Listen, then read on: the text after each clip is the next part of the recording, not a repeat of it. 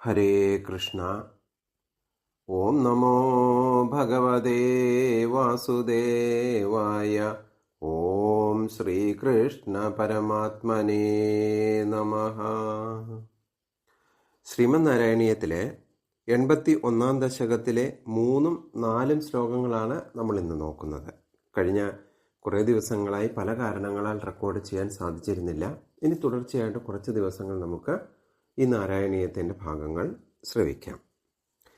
ഈ 2 ശ്ലോകങ്ങളിലും പറയുന്നത് ഭഗവാൻ 4 വിവാഹങ്ങൾ കഴിക്കുന്നതാണ്. ആദ്യം 81-ലെ 3-ാമത്തെ ശ്ലോകത്തിൽ പറയുന്നത് കാളിന്ദിയെയും അതുപോലെ തന്നെ മിത്രാവിന്ദയെയും തൻ്റെ ഭാര്യമാരാക്കുന്ന അതിന് കാരണമായിട്ടുള്ള സംഗതികളെക്കുറിച്ചാണ് വിവരിക്കുന്നത്. ഖാണ്ഡവദഹനം കഴിഞ്ഞ്, ഖാണ്ഡവദഹനം നമ്മൾ വിശദീകരിക്കേണ്ടതായിട്ടുള്ള ആവശ്യമില്ല, അത് കഴിഞ്ഞ് ഭഗവാനും അർജുനനും ഒരിക്കൽ നായാട്ടിന് പോവുകയാണ്. അപ്പം എന്തുകൊണ്ടാണ് അവർ നായാട്ടിന് പോയത് എന്ന് ചോദിച്ചു കഴിഞ്ഞാൽ ഒരു രാജകൊട്ടാരം അവിടെ നിർമ്മിക്കാൻ പോവുകയാണ്. അപ്പോൾ അതിനു ചുറ്റുമായിട്ടുള്ള മൃഗങ്ങളെ ഇല്ലാതാക്കേണ്ടത് അത്യാവശ്യമായ കാര്യമാണ്. അങ്ങനെ മൃഗയാവിനോദവും കഴിഞ്ഞ് യമുനയിൽ കുളിച്ചുകൊണ്ടിരിക്കുന്ന സമയത്താണ് സുന്ദരിയായ ഒരു സ്ത്രീ തപസ്സനുഷ്ഠിക്കുന്നത് പോലെ ഇരിക്കുന്നത് കാണുന്നത്. അർജുനനും കൃഷ്ണനും അവർ നോക്കി നിന്നു.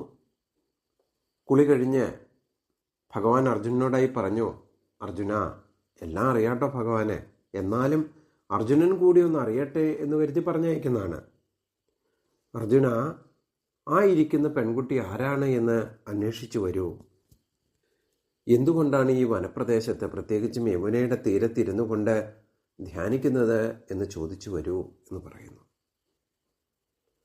അർജുനൻ ഭവ്യതയോടുകൂടി ആ സുന്ദരിയായ യുവതിയുടെ അടുത്ത് ചെന്നു.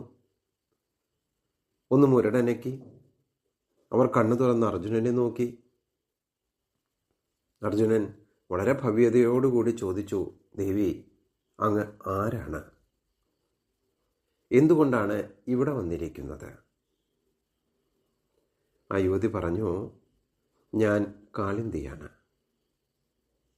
സാക്ഷാൽ നാരായണനെ ഭർത്താവായി ലഭിക്കണമെന്ന ആഗ്രഹത്തോടുകൂടി അദ്ദേഹത്തെ മാത്രം മനസ്സിൽ വരിച്ചുകൊണ്ട്, അദ്ദേഹത്തിൻ്റെ രൂപം മാത്രം എൻ്റെ ഉള്ളിൽ കൊണ്ടുകൊണ്ട് ഞാൻ ഭഗവാന് വേണ്ടി കാത്തിരിക്കുകയാണ്. എൻ്റെ അച്ഛൻ ഇവിടെ ഒരു